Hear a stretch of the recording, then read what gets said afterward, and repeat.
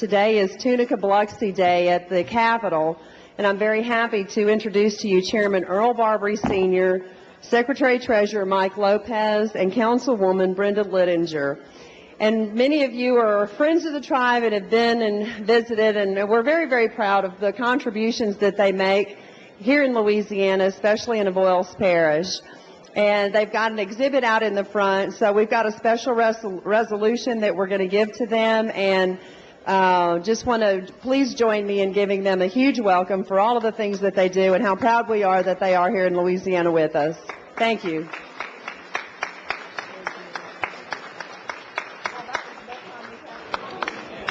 The Tunica Biloxi tribe has been around for hundreds of years. The tribe originated in, the first European contact with the Tunicas was in northwest Mississippi in 1491. And since that time, there's been a migration of the Tunicas down the Mississippi River to our present-day location in Marksville. Okay. And how many members of the tribe are living in this area? We have an enrollment of about 1,000 members, and about 50% lives in Louisiana. We are basically letting the people in the state of Louisiana know what the Tunica Biloxi tribe has done for the community of Marksville and Avoyelles Parish. When you think of our tribe and our business, we have had a tremendous economic impact in central Louisiana. Over $15 million has gone out to local municipalities. Over $133 million has gone out to Louisiana vendors in the forms of goods and services that we've purchased. And the big number, over $300 million, has been paid out in salaries to people who live in Avoyelles Parish and the surrounding communities. You can't deny the economic impact that we've had on this state. And it's just vital. It's important, and we're doing good things, and it's a wonderful experience. Give us an example of some of the things that the tribe is doing. Well, we participate in local community programs through United Way. We donate over $125,000 a year to local programs, whether it's through outreach programs with the fire department, the local police department. We go into the schools. We do programs educating them about Native American history and, what our tribe has meant to that area through the centuries. What are some of the challenges that are facing the tribe? I think the biggest challenge is getting out to the public what it means for the tribe and its tribal sovereignty. Just like the state government and the federal government, a Native American tribe is a sovereign nation. And it's very important to understand that we have the right to look after the welfare of our people, and we do that through our government programs. We govern ourselves within our reservation. We provide infrastructure development. We provide community services through our social programs, our Indian health services. We have education programs, scholarship programs that basically send our kids to school free and clear as long as they maintain a certain GPA. I mean, it's a wonderful opportunity for our people to get education. I believe we have a very positive impact. As you can see right behind me, there's some figures that shows the monetary contribution that the tribe makes to the state. And what is it that you would like people to know about the tribe? Well, there's a misconception that tribes or Indians don't pay taxes, and that the tribes more or less get a free ride and whatever they want, and that's not true.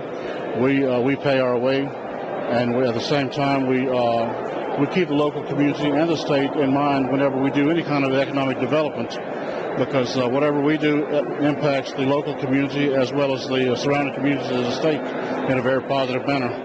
Our tribe is a very small community in the middle of Louisiana, but yet what we've done is we've impacted the whole state of Louisiana from that small location. We're a growing tribe, but we're very community orientated, and we've noticed a great growth of wealth and housing, finances. People are really involved with us, and therefore we're not just a tribe ourselves, we are a community, and they're a part of us.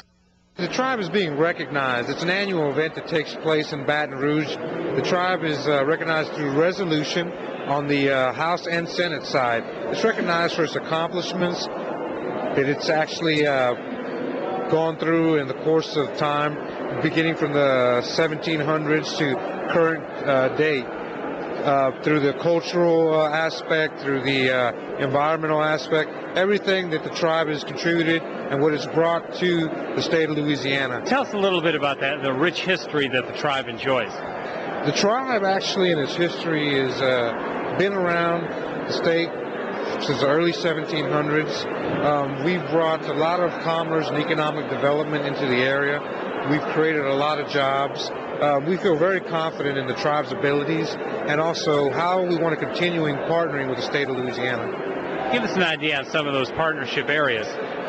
We partner in areas, for example, environmental protection. We're very close with the subject of erosion and land. We want to make sure that we not only involved in letting people know that there is an issue and there is a problem and we need to protect our wetlands, because we don't want to see the environment destroyed in the state, and we want to continue to see the growth of the state of Louisiana. We also want to partner in areas of economic development. We feel that the tribe, with its resources and its vast lands, can also assist in those areas as far as dealing with economic development. I would say that one of the largest challenges we have is our sovereign immunity and trying to keep our sovereign immunity sovereign. To explain it in a very simple way, we are a country within the state of Louisiana, a country within a country. And to do business sometimes is very difficult. We've got our own state tax, we've got our own court system, our own judicial system, and sometimes it's very difficult to get the state of Louisiana and other states to recognize that. So being recognized here today in this fashion is very important. My father was the last traditional chief of the tribe. His name was Chief Joseph, and for many years he was the chief for 23 years.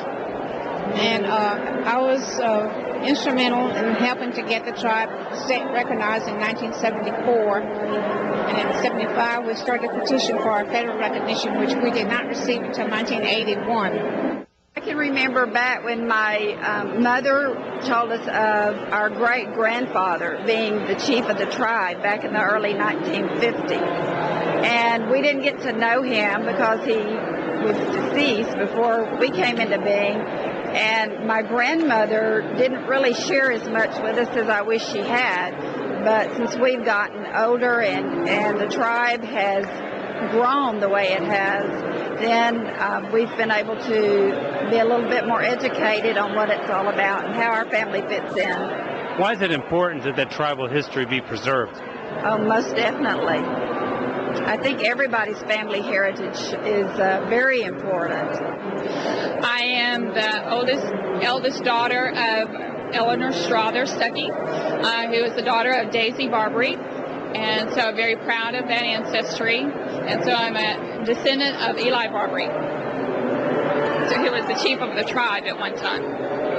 Tell us a little bit about why it's important that history is passed down through your family. It is a sense of joy and pride that we know our ancestry and are just overwhelmed at the trials and things that they went through to pass along that history to us and to our future generations, and knowing what happened and how we can contribute and make our world, make a difference in our world. And that's what our ancestors did to us. So I think it's just something every time you read about what they went through, what they've done to make us and prepare the way for us so that we can have better opportunities in the world. Grandpa Eli went to Washington, and a meeting with the, knowing that he had no formal education, and just knowing the challenges that he must have gone through to make that trip possible, but just knowing in his heart, he must have sensed that I know this is for the good of my people, and so I'm going to do this. And so that is just overwhelming to me that he made that trip, and they had no airplanes, no sense of transportation that we know now. So that is just amazing to me. I think that it's important to remember what we can learn and educate our younger generation and what we can pass on to them to keep the heritage alive. Why'd you come here today? To celebrate the tribe at the state capitol. What have you learned about the tribe? A lot about the powwow and the Indians, and I was a great-grandson of the last chief of the traditional tribe.